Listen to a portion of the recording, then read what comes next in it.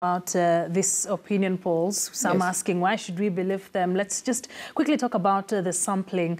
Why do you think this is a credible poll?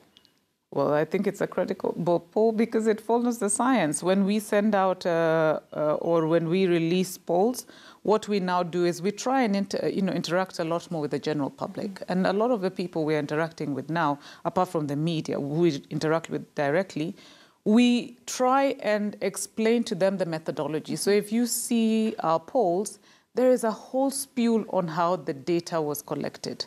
That methodology is what then anybody should look at to determine, is this scientific or not? So was the sampling done to represent voters or Kenyans? In this case, for instance, because the second thing you asked me, why are they so different? The second thing that made our polls different is that we, in an electoral period, don't talk to adult Kenyans.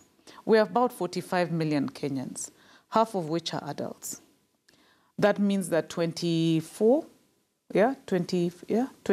million of us are adults. Only 19.6 million are registered voters.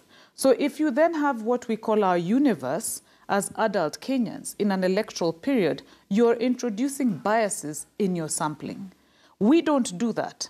We are using only the registered voter, which means our base is 19.6 million. We further go on and say that of this 19.6 million, we limit the questioning only to those people who say they will vote. They intend to vote. Because of those people who registered, not everybody is going to vote. Yeah. Because there's no point in asking at this point in time, 15 days to an election, who are you going to vote for, when you've told us you're not going to vote? There's also therefore no reason to ask adult Kenyans, who are you going to vote for, when they're not registered voters. So that then also introduces the differences that you see in the numbers between ourselves and Ipsos. They used adult voters, if you looked at the methodology.